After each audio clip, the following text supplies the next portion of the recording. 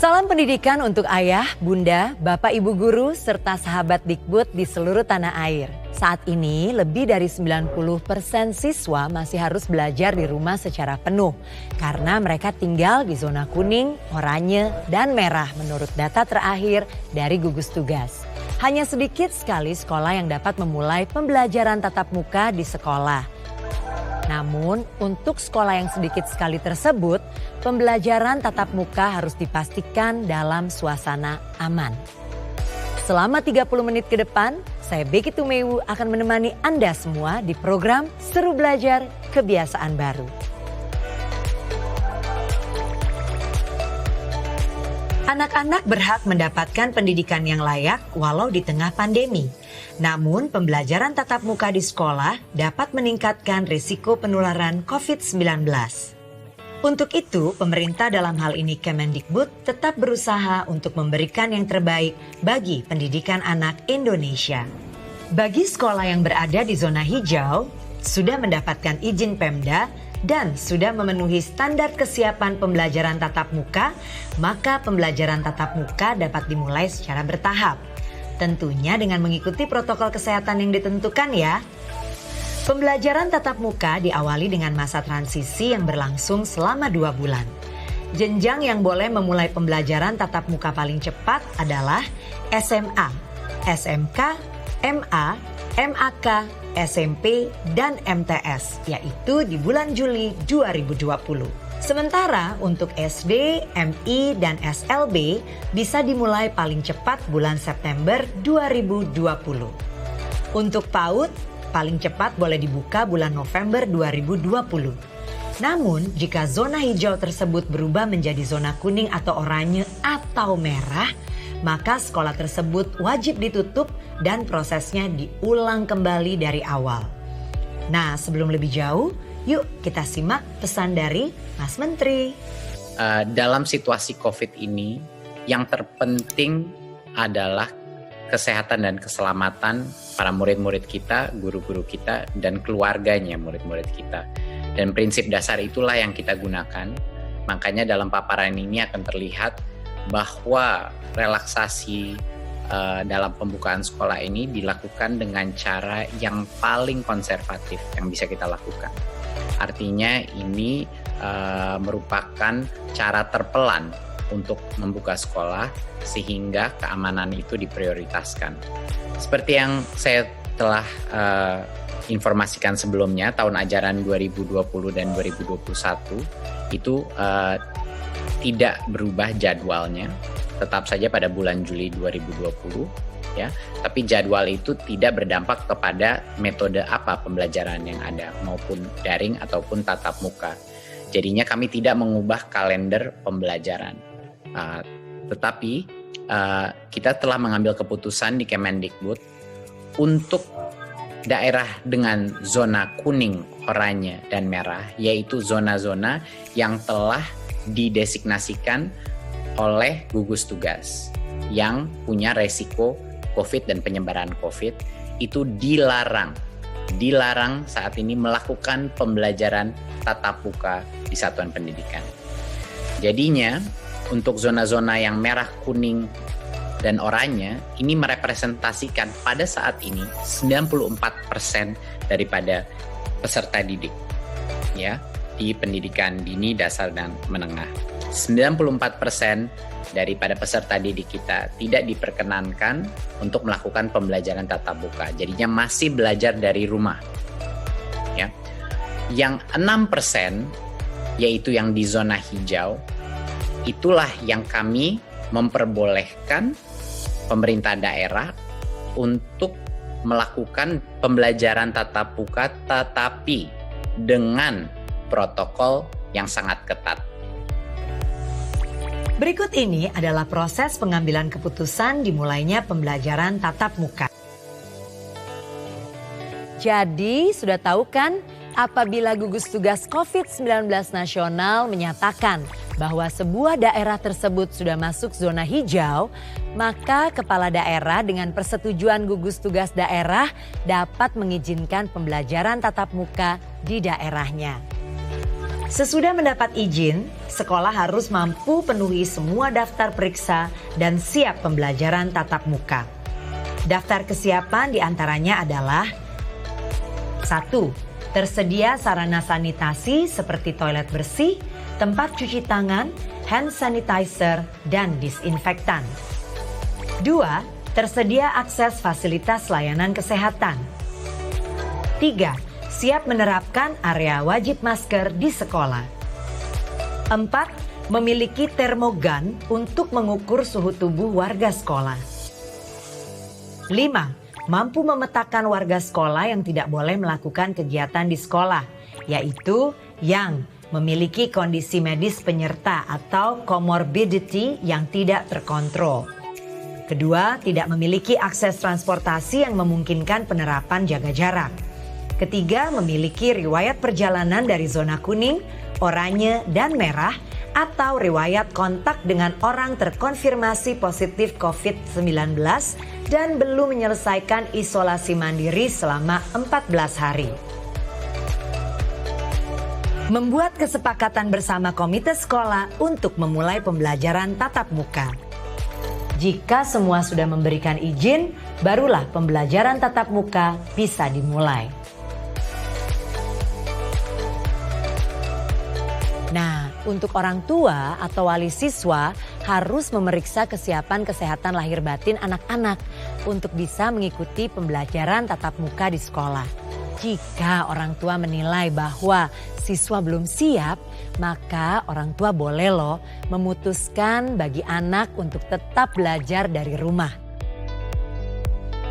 Walaupun pemerintah sudah mempersiapkan panduan pola pembelajaran tahun ajaran baru secara matang, keterlibatan masyarakat juga tetap harus ada, terutama para orang tua, guru, kepala sekolah, para pelajar, dan juga masyarakat sekitar. Masih banyak lagi hal yang akan kita bahas mengenai persiapan menuju program Seru Belajar Kebiasaan Baru di segmen berikutnya.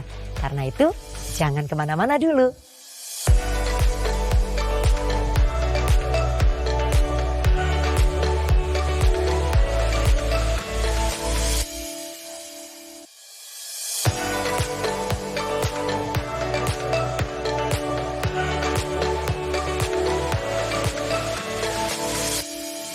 Masih bersama saya Becky Tumewu di program panduan Seru Belajar Kebiasaan Baru. Nah, jadi tidak semua sekolah boleh melakukan pembelajaran tatap muka ya. Khusus untuk sekolah yang berada di zona hijau, telah mendapat izin dari Pemda atau Kanwil atau kantor Kemenak, serta memenuhi semua daftar periksa kesiapan, maka boleh memulai pembelajaran tatap muka. Tapi hal terpenting nih yang harus diutamakan adalah kesehatan dan keselamatan anak-anak kita. Untuk lebih jelasnya, berikut ini ada pesan-pesan dari gugus tugas COVID-19.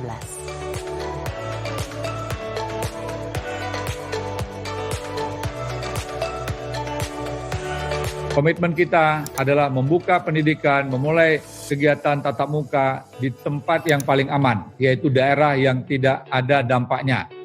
Pada kali ini, kami dari gugus tugas akan menyampaikan kebijakan mengenai zonasi risiko daerah.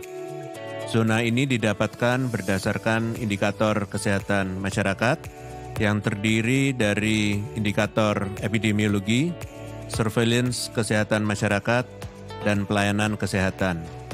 Terdapat 4 kategori zona. Yang pertama adalah zona merah atau daerah dengan risiko tinggi. Kedua adalah zona oranye, daerah dengan risiko sedang. Ketiga adalah zona kuning, daerah dengan risiko rendah. Keempat adalah zona hijau, daerah tidak terdampak. Zonasi ini bersifat dinamis, dapat berubah setiap waktu, sesuai dengan data yang tergambarkan dari indikator kesehatan masyarakat di masing-masing daerah. Kepatuhan dan kedisiplinan masyarakat dalam menjalani protokol kesehatan menjadi kunci untuk masyarakat beraktivitas produktif dan aman COVID-19. Nah, kita sudah mendengar ya Pesan dari gugus tugas COVID-19. Berikut adalah penjelasan arti zona hijau, kuning, oranye, dan merah. Zona hijau artinya tidak ditemukannya kasus positif baru di daerah tersebut. Tingkat penyebaran COVID-19 terkontrol, tetapi resiko penyebaran tetap ada di tempat-tempat isolasi. Zona kuning artinya ditemukan kasus positif di daerah tersebut. Transmisi tingkat rumah tangga dan imported case bisa terjadi. Klaster penyebaran terkendali dan tidak bertambah. Zona oranye artinya daerah yang memungkinkan transmisi lokal dan transmisi dari imported case bisa terjadi dengan cepat. Klaster-klaster baru mungkin bertambah. Dan zona merah artinya daerah dengan transmisi lokal yang sudah terjadi dengan cepat. Wabah menyebar secara luas dan banyak klaster-klaster baru. Buat yang sudah kangen dengan teman-teman, dengan Bapak Ibu guru, harus sabar dulu karena resiko tertular COVID-19 masih sangat besar. Kita harus mengutamakan kesehatan dan keselamatan anak-anak kita semua. Untuk sekolah yang sudah diputuskan untuk dapat memulai pembelajaran tatap muka, tetap harus memperhatikan protokol kesehatan sesuai dengan ketentuan yang berlaku. Terkait hal tersebut, Kemendikbud mengacu pada Kementerian Kesehatan telah mempersiapkan panduan tentang apa dan bagaimana prosedur yang harus disiapkan sekolah untuk memulai pembelajaran tatap muka. Panduan ini akan dikemas dalam bentuk komunikasi yang menarik. Seperti apa sih? Yuk kita lihat bersama-sama.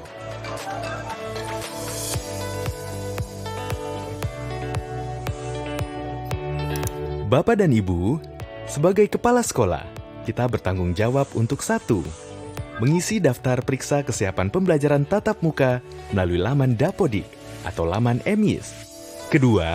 Membuat rencana kegiatan dan anggaran sekolah RKAS terkait persiapan pembelajaran tatap muka.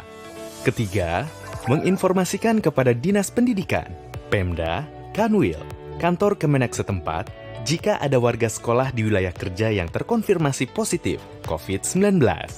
4. Membentuk satuan tugas yang melibatkan orang tua atau wali siswa serta masyarakat menjadi 3 tim, yaitu tim pembelajaran, psikososial, dan tata ruang, tim kesehatan, kebersihan, dan keamanan, tim pelatihan, dan humas.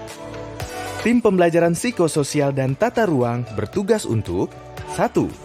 Membagi siswa tiap kelas ke dalam kelompok belajar sesuai ketentuan masa transisi dan menentukan pembagian jadwal tatap mukanya. 2. Melakukan pengaturan tata letak ruangan dengan memperhatikan jarak minimal 1,5 meter dan memastikan adanya sirkulasi udara yang baik. 3. Melakukan pengaturan lalu lintas satu arah di lorong atau koridor dan tangga sekolah. 4. Menerapkan mekanisme pencegahan perundungan bagi warga sekolah yang terstigma COVID-19. 5. Mempersiapkan layanan bantuan psikologi bagi seluruh warga sekolah, antara lain menugaskan guru bimbingan konseling atau wali kelas atau guru lainnya sebagai penanggung jawab. Mendata kontak layanan dukungan psikososial yang tersedia.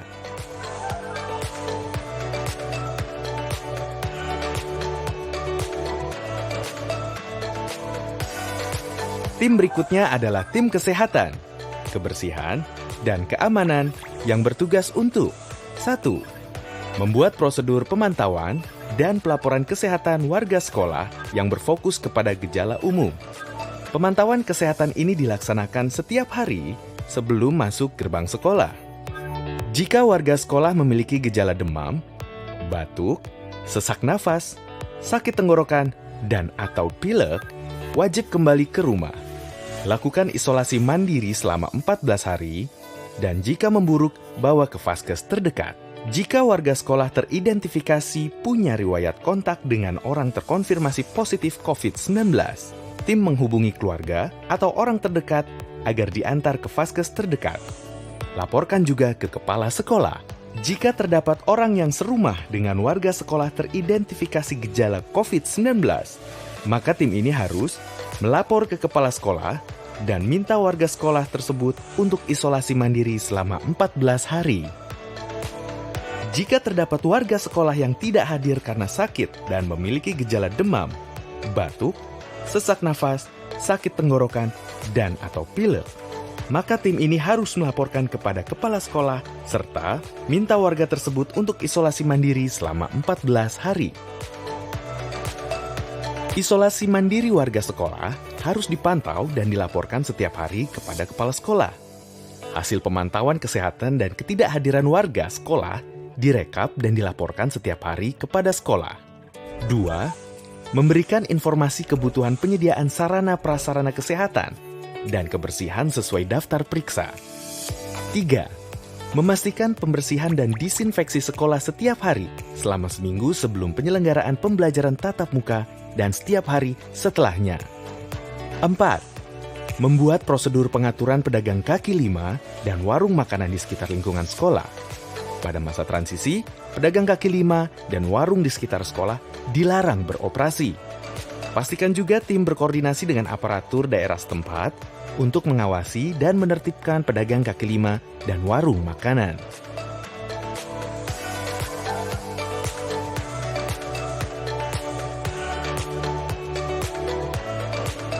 Tim ketiga yaitu tim pelatihan dan humas bertugas untuk 1.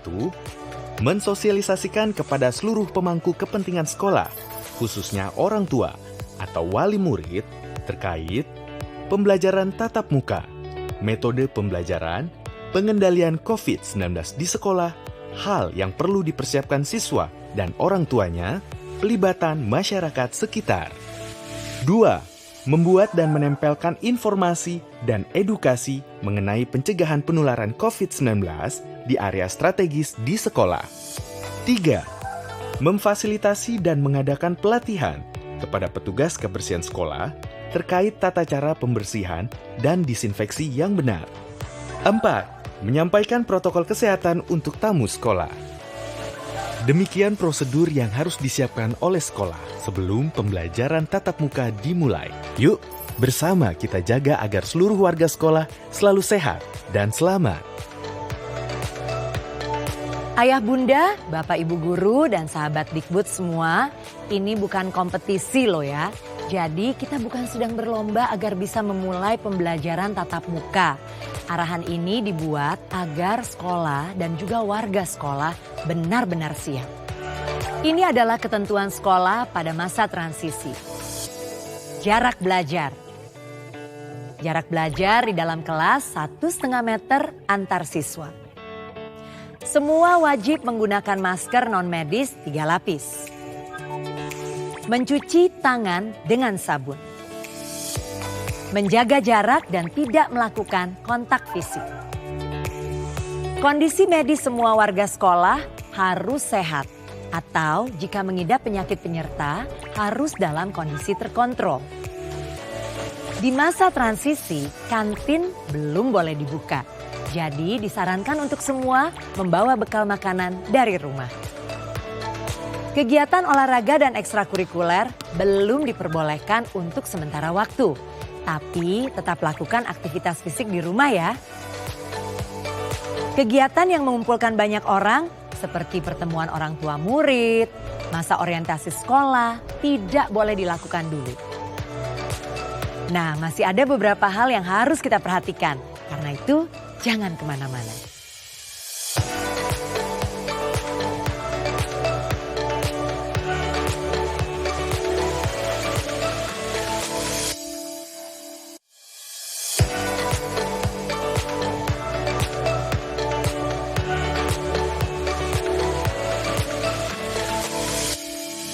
Kembali bersama saya Becky Tumewu, masih di program panduan persiapan seru belajar kebiasaan baru. Nah, kalau tadi kita sudah melihat ya panduan persiapan sekolah beserta dengan segala ketentuannya. Sekarang saatnya kita untuk memahami protokol kesehatan yang harus kita patuhi. Dimulai dari lingkungan yang terdekat, yaitu keluarga. Rumah adalah lingkungan terdekat kita. di mana interaksi paling sering terjadi. Apa saja yang perlu diperhatikan dari rumah?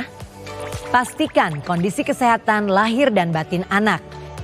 Apabila ada gejala demam, batuk, pilek, sesak, jangan biarkan anak berangkat sekolah. Dan jika anak takut untuk keluar rumah, jangan dipaksakan. Siapkan masker non-medis 3 lapis dan tempat masker kotor. Bekal makan bernutrisi termasuk perlengkapan makan dan minum. Ingatkan anak untuk sering mencuci tangan, memakai sabun dan air mengalir, atau menggunakan hand sanitizer. Jangan lupa bawa perlengkapan ibadah sendiri.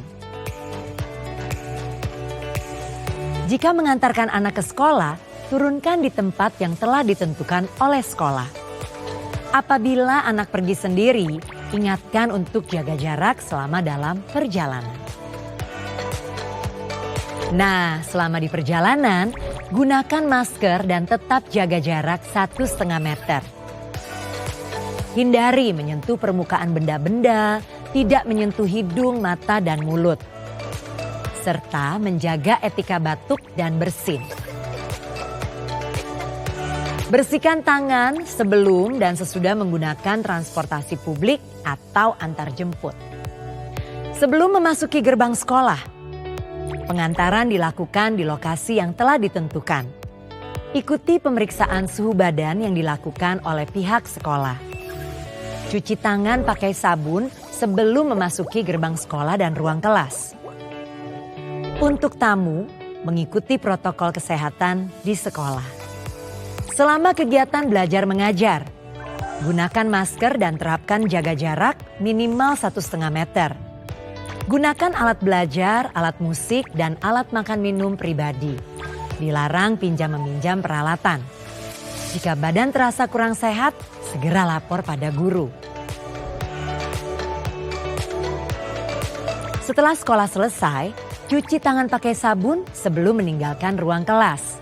Keluar ruangan dan sekolah dengan berbaris sambil menerapkan jaga jarak. Apabila dijemput orang tua, penjemput menunggu di lokasi yang sudah disediakan dan melakukan jaga jarak. Bila pulang sendiri, harap diingatkan untuk selalu jaga jarak dan tidak bergerombol. Selama perjalanan pulang, gunakan masker dan tetap jaga jarak 1,5 meter. Hindari menyentuh permukaan benda-benda, tidak menyentuh hidung, mata, dan mulut, menjaga etika batuk dan bersin. Bersihkan tangan sebelum dan sesudah menggunakan transportasi publik atau antar jemput. Sesampainya di rumah, lepas alas kaki, letakkan barang-barang yang dibawa di luar ruangan, dan melakukan disinfeksi terhadap barang-barang tersebut. Bersihkan diri dan ganti pakaian sebelum berinteraksi fisik dengan orang lain di dalam rumah. Tetap melakukan perilaku hidup bersih dan sehat, terutama cuci tangan pakai sabun secara rutin. Jika mengalami gejala demam, batuk, pilek, dan sesak setelah kembali dari sekolah, lakukan karantina mandiri dan laporkan pada tim kesehatan sekolah. Baik, ayah, bunda, bapak, ibu guru, dan sahabat Dikbud semua, masih ada lagi protokol yang lebih khusus untuk lingkungan sekolah seperti bagaimana jika kita berada di lorong sekolah, perpustakaan, ruang praktikum, dan lain sebagainya. Untuk lebih jelasnya, silahkan akses situs berikut ini. Terima kasih telah mengikuti program Seru Belajar Kebiasaan Baru bersama Kementerian Pendidikan dan Kebudayaan Republik Indonesia. Mari bersama-sama kita pastikan agar anak-anak kita bisa belajar dengan sehat dan selamat. Saya Becky Tumeu mohon undur diri, salam pendidikan.